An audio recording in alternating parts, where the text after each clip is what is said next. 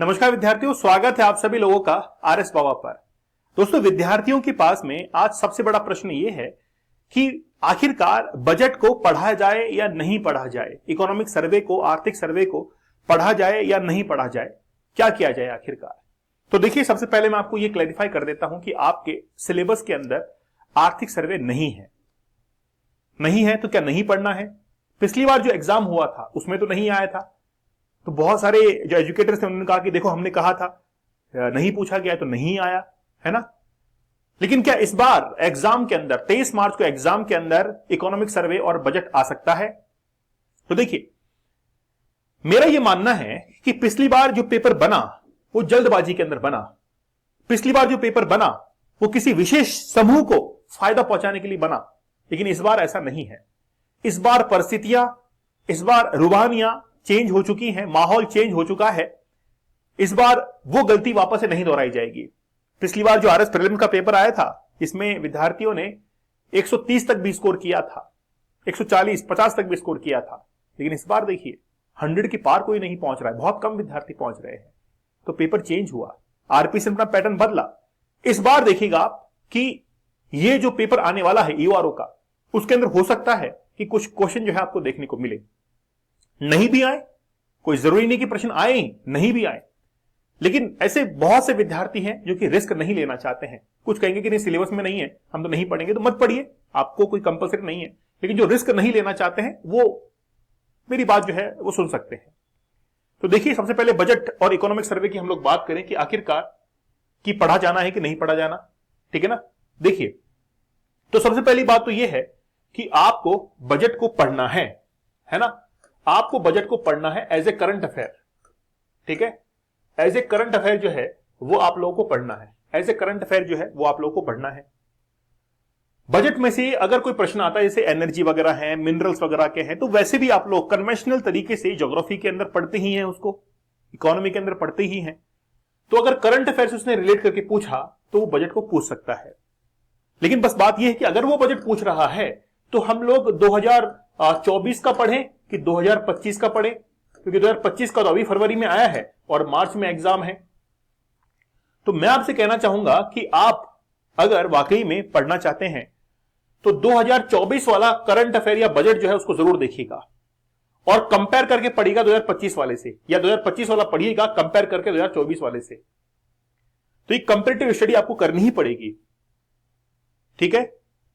अच्छे विद्यार्थी जो सीरियस कैंडिडेट है वो दोनों को पढ़ के जाएंगे, प्रश्न कहीं से भी करंट अफेयर का वो पूछ सकता है।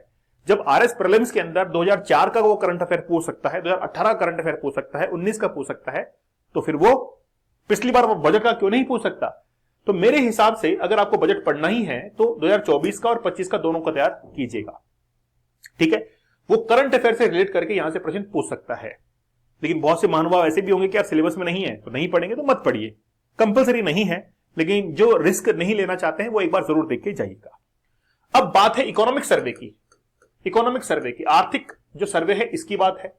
तो आर्थिक सर्वे आपके पास में 2023-24 का भी है ना, 2023-24 का भी है, और इस बार 2024-25 का भी है, क्योंकि इकोनॉमिक सर्वे जो होता है वो लास्ट ईयर का प्रेजेंट होता है और बजट जो है वो नेक्स्ट ईयर का प्रेजेंट किया जाता है। 2024-25 का अभी प्रेजेंट हुआ है और 23-24 का पिछली बार वाला है। तो क्या इकोनॉमिक सर्वे दोनों पढ़ने चाहिए? देखिए, जरूर दोनों पढ़ने चाहिए। एक बार देख लीजिए, सिलेबस में नहीं है मत पढ़िएगा, अगर इच्छा मन नहीं मांग रहा तो मत पढ़िएगा। लेकिन रिस्क अगर नहीं लेना चाहते हैं तो एक बार जरूर देख के जाइएगा, एक बार जरूर इनके आंकड़े वगैरह देख लीजिएगा। वृद्धि दर क्या है, कौन सा सेक्टर ज्यादा ग्रो कर रहा है, किसका क्या कॉन्ट्रीब्यूशन है, क्या हम लोग आयात करते हैं, क्या निर्यात करते हैं, सर्वाधिक कौन सा गुड्स जो है वो हम लोग, कौन सा सामान जो है निर्यात करते हैं, सबसे ज्यादा इंपोर्ट क्या करते हैं, वो सारा एक बार आप लोग जरूर देख के जाइएगा करंट अफेयर के पॉइंट ऑफ व्यू से। तो करंट अफेयर के अंदर इस सेक्शन को वो पूछ सकता है। तो मेरा यह मानना है कि एक अच्छा विद्यार्थी करंट अफेयर के सेक्शन के अंदर इसको जरूर देखकर जाएगा। चाहे इकोनॉमिक सर्वे हुआ, पिछली बार वाला हुआ, इस बार वाला भी, और बजट जो है पिछली बार वाला भी, इस बार वाला भी। क्योंकि देखिए, ये वैकेंसी बार बार नहीं आएगी, और अगर आप वाकई में इसके अंदर सिलेक्शन लेना चाहते हो तो देख के जाइएगा। क्योंकि अगर मान लीजिए कि करंट अफेयर के अंदर उसने अगर 3 से 4 प्रश्न भी बजट और इकोनॉमिक सर्वे के वहां पर रख दिए तो लड़ाई तो 3-4 क्वेश्चन की है वहां पे एग्जाम के अंदर। और करंट अफेयर के लिए तो मैंने ऑलरेडी आप लोगों के लिए एक टेस्ट सीरीज लॉन्च कर दी है जिसमें 1300 एमसीक्यूज आपको मिल रहे हैं। आप लोग ऐप के ऊपर जाएंगे, टेस्ट सीरीज वाले आइकन में जाएंगे, वहां पर देखेंगे कि मैंने 1300 एमसीक्यू इंडिया और इंटरनेशनल के और 1300 ही एमसीक्यू राजस्थान के आपको प्रोवाइड करवाए हैं। मंथ वाइज वहां पर कर रहे हैं। और खास बात है कि जैसे आप पेपर को अटेंड करते हैं तो पेपर का प्रिंट ले लीजिए, पेपर का भी प्रिंट ले लीजिए, सॉल्यूशन का प्रिंट ले लीजिए, या फिर डायरेक्टली आप सॉल्यूशन का ही प्रिंट ले लीजिए जिसमें क्वेश्चन का आंसर भी आएगा और व्याख्या भी आ जाएगी, तो दोनों काम बन जाएंगे। और वो आपको टेस्ट सीरीज बहुत हेल्प करने वाली, काफी मेहनत से उसको बनाया गया है। तो बजट और इकोनॉमिक सर्वे पढ़ना है कि नहीं पढ़ना, तो सिलेबस में नहीं लिखा हुआ है। और अगर देखिए एग्जाम में नहीं भी पूछा जाए तो बहुत सारे शिक्षक फिर ये कहेंगे कि देखो हमने कहा था ना नहीं पूछेगा। कोई बात नहीं, आपने कहा था नहीं पूछेगा, लेकिन रिस्क फैक्टर यहां पर तो नहीं, इस वैकेंसी में तो नहीं। जहां पर वैकेंसी ज्यादा हो वहां पर तो फिर भी चलो 4-5 क्वेश्चन छोड़ दिए हमने तो चल जाएगा।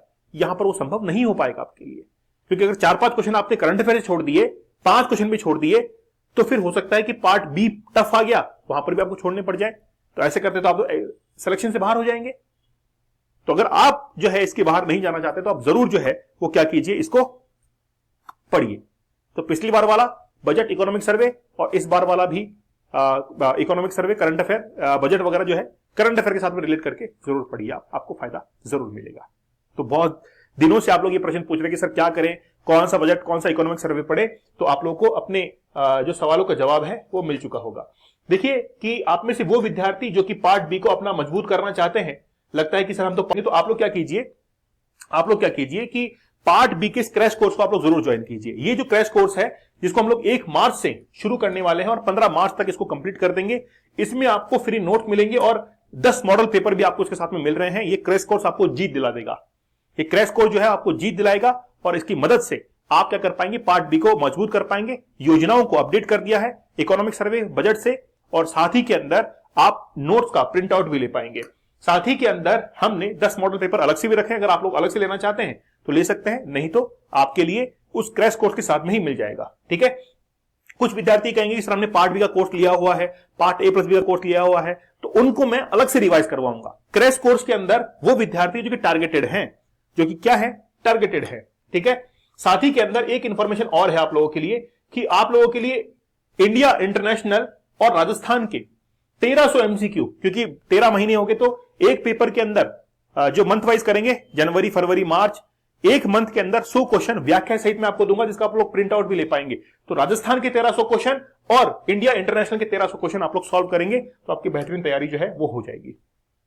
ठीक है, तो बहुत मेहनत की गई है, आप लोग जरूर हमारे साथ में जुड़िए, इस मेहनत के साथ में जुड़िए, क्योंकि हम लोग एक बार में एक वैकेंसी को टारगेट करते हैं ताकि विद्यार्थी भी कंसंट्रेट रहे, फोकस्ड रहे और हम भी जो है उसको अच्छे से पढ़ा सके।